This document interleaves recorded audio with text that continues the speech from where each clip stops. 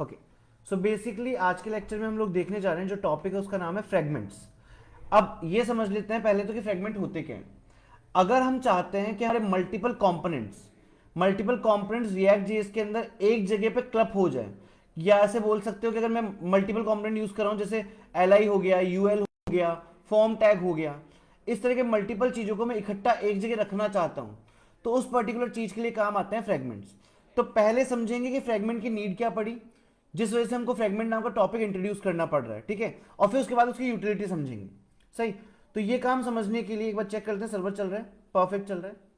Okay, सबसे पहले तो आते हैं कंपोनेंट्स पे, और कंपोनेंट में आके एक नया कंपोनेंट बना लेते हैं, ठीक है। और इसको हम नाम दे देते हैं फ्रेगमेंट डेमो करके, कुछ भी नाम देते हैं। चलो कंपोनेंट में आते हैं और यहां पे ले लेते हैं नई फाइल, नाम दे रहा हूं मैं फ्रेगमेंट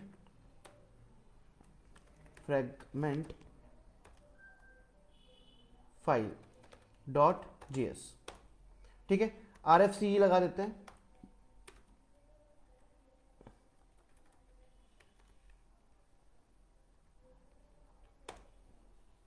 ठीक है, मेरा फ्रेगमेंट बन चुका है।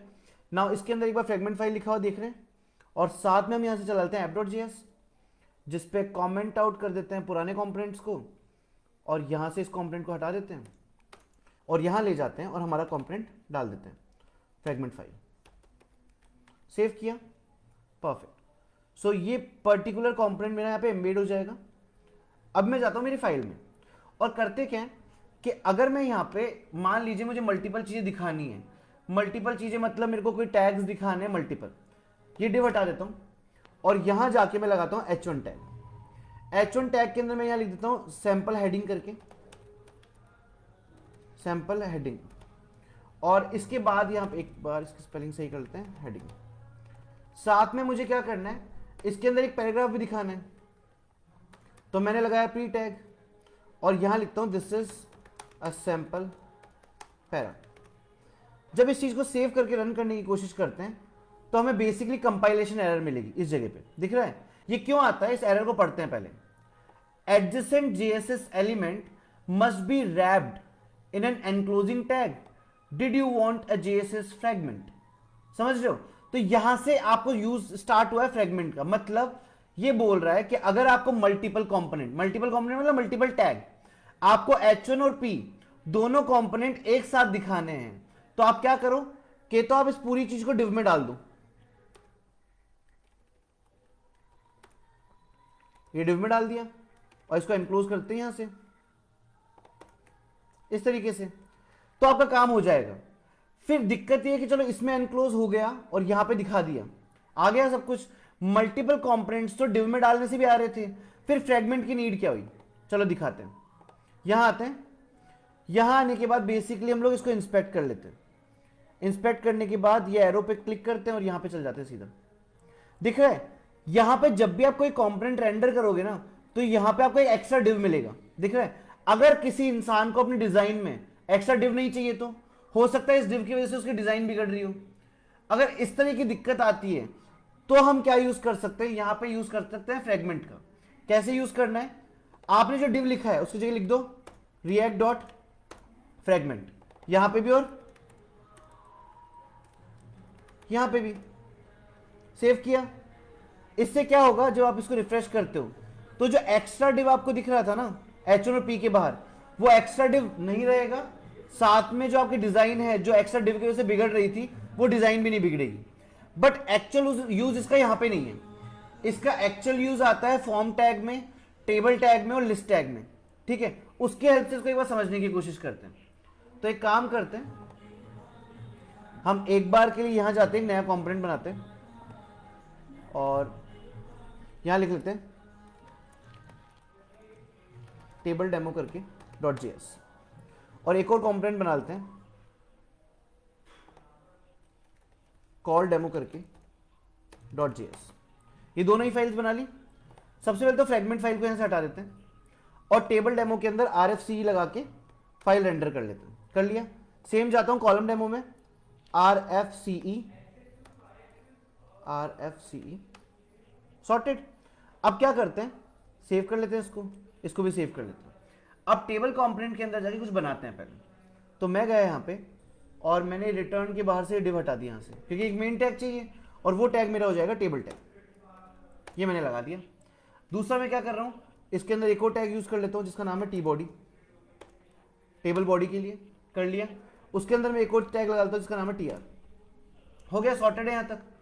ये काम करने के बाद मैं जाता हूँ कहाँ पे, मेरे कॉलम डेमो में। यहाँ आ गए, कॉलम डेमो में आने के बाद ऑब्वियस सी बात है मेरे को यहाँ पे टीडी लगाने हैं, तो टीडी लगाने के लिए मैं यहाँ पे डिव टैग यूज करूंगा और यूज करके जाऊंगा, लगाऊंगा टीडी इस तरीके से। यहाँ पे लिखता हूँ नेम और यहाँ जाके लिख देता हूँ टीडी, एक और लगा देता हूँ अमित कुमार करके लिख देता हूँ। सॉर्टेड है। तो मैंने क्या किया, कॉलम डेमो नाम का एक पेज बनाया। इस पेज के टीडी को, डेटा को मैं दिखाऊंगा कहां पे, इस टेबल के अंदर। दो पार्ट्स में तोड़ दिया है। अब अगर कहीं पे इस तरह का काम करना पड़ता है, सबसे बड़ी प्रॉब्लम क्या है कि जब ये टीडी टैग यहां से कहां जाएंगे, टीआर के अंदर, तो एक्स्ट्रा डिव लेके जाएंगे अपने साथ इस तरीके से। सही है, तो एक बार पहले इसको इंटीग्रेट कर लेते हैं अच्छे से। तो यहां जाते हैं app.js में, फ्रेगमेंट फाइल को यहां से हटा देते हैं और यहां पे इंटीग्रेट कर लेते हैं टेबल डेमो, साथ में कमेंट आउट कर देते हैं हमारा फ्रेगमेंट फाइल इस तरीके से। ये कर लिया और इसके बाद जाते हैं हम लोग कहां पे, हमारे उस वाले कोड में, टेबल डेमो वाले में। ठीक है, और टेबल डेमो वाले के अंदर आके हम कॉलम डेमो को यूज कर लेते हैं। तो यहां पे आएंगे टीआर के अंदर इस जगह पे आके, और मैं यहां लिख लेता हूं कॉलम डेमो। ये इंटीग्रेट कर लिया, सॉर्टेड। आर्किटेक्चर मेरे को मिल गया मेरा। अब एक बार इसको रन करके देखते हैं। रन करने पे ऑटोमेटिकली डेटा यहां पे आ रहा है, पर डेटा में प्रॉब्लम क्या है, कंसोल देखते हैं। कंसोल पे एरर्स आ रही है। एरर क्यों आ रही है, वो ये बोल रहा है कि आपका जो कॉलम था ना, कॉलम डेमो वाली फाइल, उससे पूरा का पूरा ये कोड उठा के मैंने कहां पहुंचा दिया, टेबल टीआर के अंदर पहुंचा दिया। पर दिक्कत ये हो गई कि टीडी जो टैग है, उस टीडी टैग के बाद डिव नहीं आना चाहिए था। ये यही एरर दे रहा है, पढ़ लो, TD can not appear as a child of div. तो ये प्रॉब्लम खड़ी हो गई। इस प्रॉब्लम को रिजॉल्व करने के लिए बनाया गया रिएक्ट फ्रेगमेंट, कि अगर मैं आपको यहाँ पे इंस्पेक्ट में भी जाके दिखाऊं, और यहाँ पे एरो पे क्लिक करते हैं, इंस्पेक्ट पे क्लिक करते हैं, आप देखो आपके टीडी के बाद एक डिव था, और टेबल के आर्किटेक्चर में इस तरीके से डिव नाम के टैग की जरूरत नहीं पड़ती है। तो हमें ये डिव हटाना पड़ेगा, इसलिए हमने यहां से डिव हटाया और इसी जगह लिख दिया रिएक्ट डॉट फ्रेगमेंट। यहां से भी हटा दिया और लिख दिया रिएक्ट डॉट फ्रेगमेंट। सेव किया, चेक करते हैं, तो आप देख सकते हो अब टी बॉडी के अंदर सीधा टीआर आ रहा है और टीआर के अंदर सीधा टीडी आ रहा है। आपको किसी भी तरह की यहां पे डिव की जरूरत नहीं पड़ रही है। कंसोल की एरर्स भी रिफ्रेश करते गायब हो जाएगी। तो इस पर्पस के लिए जहां पे लिस्ट टैग हो गए, फॉर्म टैग्स हो गए, और साथ में हमारे कौन से टैग्स हो गए, टेबल टैग्स हो गए। इन सारे टैग्स में ज्यादा से ज्यादा जरूरत पड़ती है हमको किसकी, फ्रेगमेंट्स की। क्यों जरूरत पड़ती है, क्योंकि फ्रेगमेंट क्या करता है, अपने अंदर मल्टीपल टैग्स को रख सकता है जहां पे डिव की जरूरत नहीं होती है। ठीक है, इसके अलावा एक एग्जांपल सेट और देख लेते हैं इस पर्टिकुलर चीज को समझने के लिए। वो कैसे करेंगे कि हम जाते हैं यहां पे कॉलम वाले डेमो के अंदर, और यहां जाके एक वेरिएबल बना लेते हैं किसी भी नाम से। जैसे मैं बना लेता हूं यहां पे लैंग नाम से बना लेते हैं, और यहां पे लगा देते हैं कुछ ऐसा। सही। अब क्या करना है, रिटर्न के अंदर ऑलरेडी हमने क्या कर रखा है, एक फ्रेगमेंट डाल रखा है। अगर इस फ्रेगमेंट के अंदर भी मेरे को और कोई काम करना है तो कैसे कर सकता हूं, मैं यहां पे आऊंगा और यहां पे आके सबसे पहले मैं क्या करूंगा, एक कर्ली ब्रैकेट डाल दूंगा इस तरीके से। डाल दिया, फिर मैं यहां पे लिखूंगा लैंग्वेज डॉट मैप। एक फंक्शन में यूज कर सकता हूं मैप फंक्शन को, कर लिया, ब्रैकेट लगाया। ब्रैकेट लगाने के बाद यहां मुझे कॉल करना पड़ेगा एक एरो फंक्शन। तो मैं बनाया एक वेरिएबल एक्स एरो, और एरो के बाद मैंने ले लिया यहां पे ये वाला ब्रैकेट, सॉरी ये वाला ब्रैकेट। इस तरीके से इस ब्रैकेट को लेने के बाद आप चाहो तो इस ब्रैकेट को इस तरीके से ब्रेक कर सकते हो और वापस डाल सकते हो इसके अंदर जाके रिएक्ट डॉट फ्रेगमेंट। आ गए, इसको एनक्लोज भी कर देंगे, ये एनक्लोज कर दिया। करने के बाद इसके अंदर मल्टीपल चीजें पास की जा सकती है। h1 डाल दिया, h1 के अंदर कुछ भी दिखाते हैं, टाइटल करके लिख देते हैं, और यहां पे जाते हैं और एक पैराग्राफ टैग लगा लेते हैं, ये लगा लिया। और पैराग्राफ टैग के अंदर हम डालते हैं एक्स डॉट, और जो भी मेरा नाम था, मतलब मान लो टाइटल आ रहा है, जो भी मेरी डेटा आ रहा है उस डेटा को मैं यहां पे डाल सकता हूं।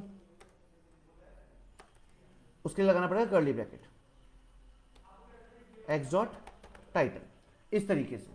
सो इस तरीके से क्या हो सकता है, अगर मैं कोई डेटा यहाँ पे आगे फ्यूचर में पास करना चाहूँ ना एपीआई के थ्रू, वो मैं एपीआई कॉल में और समझा दूंगा, तो मैं इस तरीके से यहाँ पे मैप फंक्शन भी यूज कर सकता हूँ। ठीक है, अभी के लिए एक बार इसको हटा देता हूँ, सिर्फ एक प्रीव्यू दिया है इस पर्टिकुलर एग्जाम्पल का, बट ये शायद टफ हो जाएगा अभी के लिए, तो इसको बाद में रख लेंगे हम लोग। उसके अलावा अगर किसी को रिएक्ट फ्रेगमेंट पूरा नहीं लिखना है तो एक शॉर्ट हैंड भी है इसका, आप यहां से ये पर्टिकुलर चीज हटा दो और ब्रैकेट जो है वो ब्लैंक छोड़ दो, तो भी इसको समझ में आएगा कि ये रिएक्ट फ्रेगमेंट ही है, तब भी कोई एरर नहीं आने वाली, ना कंसोल पे ना इंस्पेक्ट पे, और आपका काम प्रॉपर्ली उसी तरीके से होगा जिस तरीके से होना चाहिए। दिख रहा है, टी बॉडी के अंदर टीआर एंड टीआर के अंदर टीडी। तो इस पर्टिकुलर टॉपिक को हम बोलते हैं fragments in React JS. Thank you so much for this lecture.